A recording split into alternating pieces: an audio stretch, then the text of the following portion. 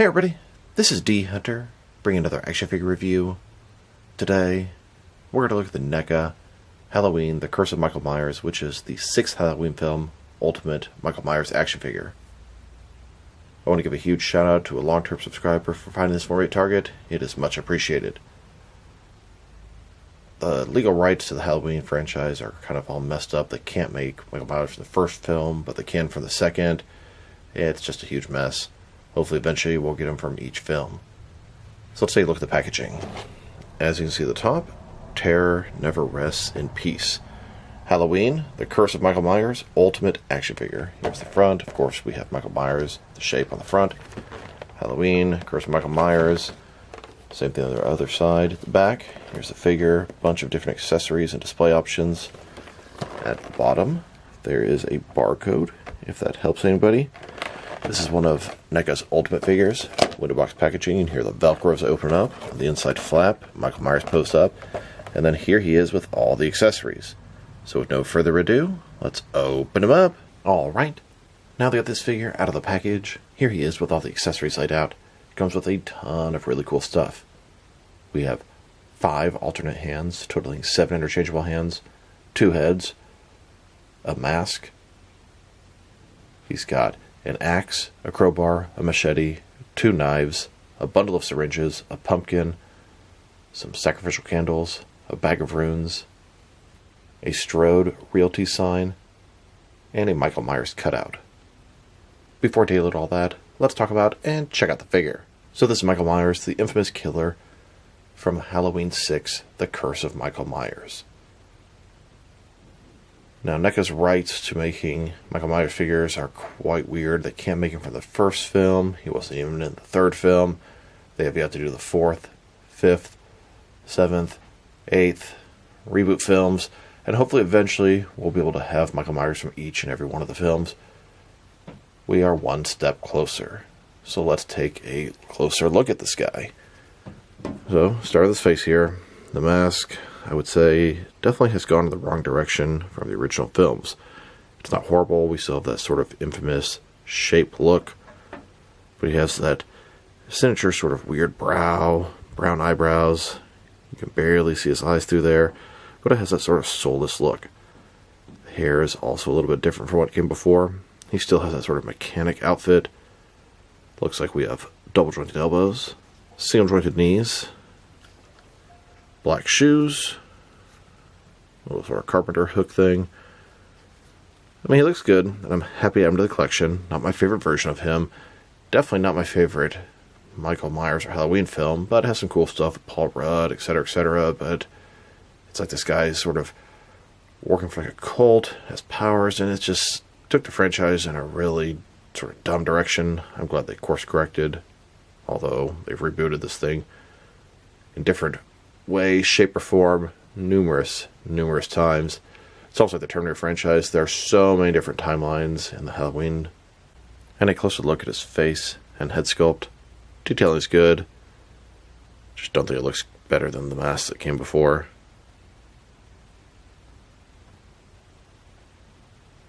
And then, here's the figure, broken down as far as he can go with all of his removable parts detached. Now let's check out his accessories. Starting off with his hands. He has a total of 7 hands, 3 left hands, and 4 right hands. Here he is with the first set of hands. These are a pair of default hands. They would look good relaxed at his sides. Not that Michael Myers is ever relaxed. Here's his next pair of hands. This is a pair of gripping hands. Left hand is a really small grip. And here's his next pair of hands. Both pair of gripping hands. Left hand is a really small grip. And honestly, both these hands look damn near exactly the same as the last two. And he has 1 additional right hand. This is a gripping hand with a much larger grip. Now let's look at his heads. He has 2 different heads. One totally clean, one damaged and dirty. And then he has the separate mask, which I think is such a cool accessory. It can be very useful for so many different things. Michael Myers just took his mask off, sitting on a table, maybe in the police evidence room, on Dr. Loomis. A lot of stuff I can do with this. Here's his first head.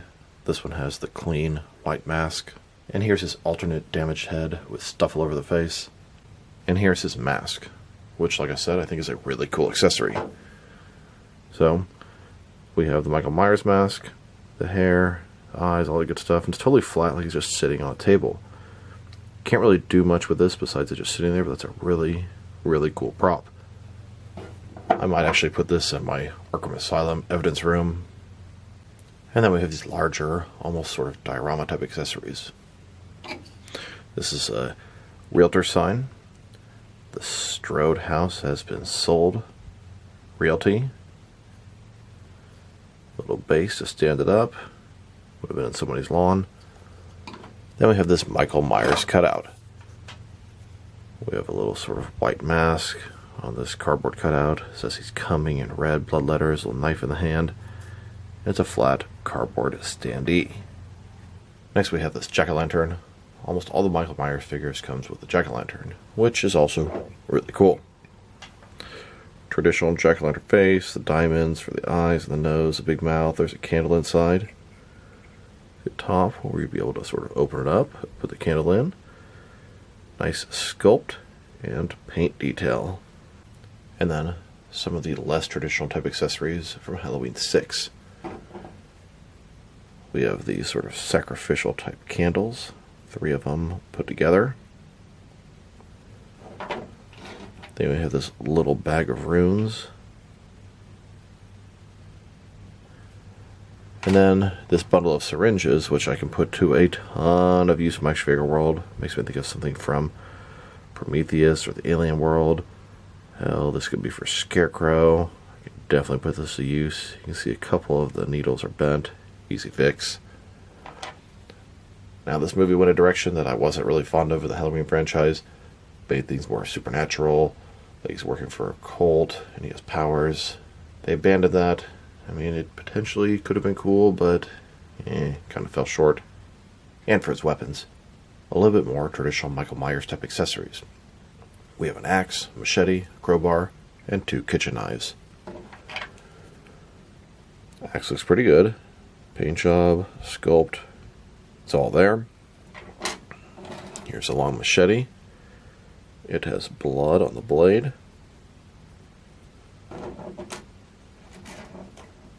Then we have this crowbar here. You can see it sort of has sort of metallic at the top, little forks, and the point. Once again, looks like a little bit of blood on it. And then a couple of these standard sort of kitchen knives, which is Michael Myers' most traditional weapon. I like the fact that we have 2 of them because I know at least one of my Michael Myers knives broke in the past, so it'll be nice to give him one of these. Here's a look at Michael Myers holding that axe, and then holding that machete, and here holding that crowbar, which requires one of the smaller gripping hands, and then here holding that kitchen knife, which I consider Michael Myers' sort of main signature accessory and weapon. And to my surprise, I don't believe he reuses any existing parts from previous Michael Myers figures. I compared him with the Halloween 2 and Halloween, 2018 Michael Myers figures, and although the outfits are quite similar, it looks like everything is different. It's a totally new sculpt. Even all the wrinkles and the material are different. This guy seems a little bit larger, but not by much. Now that we've taken a pretty good look at both the figure and its accessories, let's check out his height. From bottom to the top of his head, standing about 7.6 inches tall, which can translate to just over 19 centimeters. And for his articulation, starting with his head, of course, it can rotate side to side. He can look up, not very much, down, really not much either. He can tilt his head at least a little bit from side to side. So articulation kind of limited there, but it's kind of big, bulky with the mask, etc. Shoulders, a ball joint goes up about 90 degrees. Up, down, around, all that good stuff. He's got a double jointed elbow, that sort of Neca style where you have the bicep and the forearm and then a separate piece in between. Here's the top part going up, and it also has rotation. And then the bottom part, which also has rotation down there as well. His wrist can rotate, and it is hinged as well, although mine needs a little bit of freeing up. Torso is one solid piece. I mean, there's a little bit of give there, but it's really pointless. He doesn't even have any waist articulation. Legs, complete of splits. Ball joints. Legs can rotate independently against the ball. Go forward about that far. Back, not at all. Single jointed knees. A little bit more than 90 degree. There's rotation as well. and the ankle. Forward and back, tiny spit. No real rotation. Tilt rock. You do get the rotation in the leg. Now I'll tell you, NECA's really improved the articulation. I used to have so many stuck parts of these NECA figures in hot water. Would or would not fix it. Stuff would break. Last several years, I really haven't had to heat up NECA figures. They work pretty good right out of the box. And, I mean, stuff like this used to always just be stuck. You couldn't get any of it to work. The elbows could be really rough, etc. So they've done a really good job of improving that aspect. Here's a look at Michael Myers from the Curse of Michael Myers in front of the old Strode residence. Now let's check them out. Next to some of their action figures, starting off with some of their NECA Halloween figures. Here he is, next to a couple of older NECA Michael Myers figures. These are from the first film. I'm not really sure all the issues with the rights and merchandising, etc., but nowadays they can't make Michael Myers in the first film. They could before. I would love to get an Ultimate updated version, but for now, this will do. And here, with a couple of NECA Michael Myers figures from the second film. On the left is from the 2-pack, and on the right is a single Ultimate release. I like displaying the head of Ben Tramer, although technically that makes it actually not Michael Myers. And here he is, next to some of the recent Halloween sequel films. They made a figure from Halloween, Halloween Kills, and Halloween Ends. But we're still missing figures from Halloween 4, 5, 7, 8, and the Rob Zombie films. Like I said, I would love to have Michael Myers from each and every one of the films in Ultimate format. And I would love to have the 3 kids in their sort of Halloween costumes and masks from the third film, but in the 7-inch Ultimate scale, not the 8-inch retro cloth scale. If they make more Michael Myers, I might break down and get those guys as is. Here's a look at all of the different NECA Michael Myers figures from the 1st, 2nd, 6th, 11th, 12th, and 13th films. There are so many more versions we need to have a complete collection. We're not even halfway there. Here's Michael Myers, next to a young child version of Michael Myers in a clown outfit for Halloween. This is what he wore when he killed his sister, kickstarting the first film. And here he is, next to an older Laurie Strode from the sequel films. They need to make a younger version from one of the first couple movies. And then, next to my Dr. Loomis figures. On the left, we have an older NECA Dr. Loomis, and on the right, 2 of the Dr. Loomis figures from the 2-pack. I got 2 of them so I could have in both looks at the same time. Here he is, with some older NECA horror figures. These are classic Universal monster figures. Dracula, Frankenstein's monster, the Mummy, and the Wolfman. And here he is with some more modern horror icons. Freddy, Jason, Pinhead from Hellraiser, and Ghostface Killer from Scream. Now let's check him out with some other recently released NECA figures. Here he is with 4 different Ultimate Beetlejuice figures. 2 from the first film, and 2 from the second film. And here he is with the movie poster version of RoboCop and Pee Wee Herman. Here he is, next to some older, recent NECA horror figures.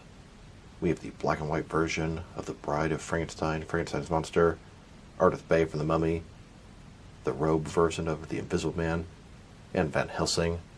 Then, with some more modern horror icons, we have Pamela Voorhees from Friday the 13th Part 1, and then 2 versions of Leatherface from Texas Chainsaw Massacre 50th Anniversary editions. Next, with the 2 recent Jaws figures, Quint and Hooper. And finally, with some recent Ninja Turtle figures, Shredder as Dracula, Leatherhead, and April O'Neil. Now let's check him out, next to some action figures from different various companies, so we can see how he fits in both scale and style-wise, in case you want to know which lines you can mix him with. Since he's a NECA toy, they're typically the 7-inch scale. I'm going to start off my comparisons with some of the large action figure lines I collect, and work my way smaller. But first, let's check him out with some of his NECA brothers. In front of you are 5 different action figure lines, all from NECA toys, all 7-inch scale. And now, with some Jack-specific wrestling figures, and some Diamond Select toys. Here's Michael Myers, next to a roll of trash bags. And here he is, with some McFarlane and DC Direct figures. Then, with both some Mattel and Jazzwares wrestling figures. And now, with some Mezco and Mattel DC figures. Next, with some Mafex and Hasbro Marvel Legends. And finally, with some SH Figuarts and Jazzwares 4-9 figures. So overall, it's a pretty cool Michael Myers figure. The accessories are fantastic. Articulation is a little bit limited, especially having no torso or waist articulation, but I also understand the jumpsuit would look pretty hideous if they cut a big sort of waist articulation in there. Now, this is not my ideal version of Michael Myers. I think his looks got kind of worse and worse and worse as the years progressed. I'm a sucker for the first film, and I love that the sequel films, the recent ones, kind of use the same look. Miss that James Kirk mask. Still, pretty accurate to the film. Tons of accessories, and one more version of Michael Myers checked off the list. I wonder if we'll ever get them all. If I were to rate this figure, I'd probably give it a 7 out of 10. Mainly just a little bit limited articulation, and it's not exactly my favorite version of Michael Myers. Not even close. So this is D Hunter. Thank you for watching this video. If you liked the video, press like below. If you have anything you want to say about the video, add it to the comment section. If you want to see additional action figure reviews from me, press subscribe. I do appreciate when you do that. Once again, this is D Hunter. Thank you for watching, and I'll talk to you guys real soon.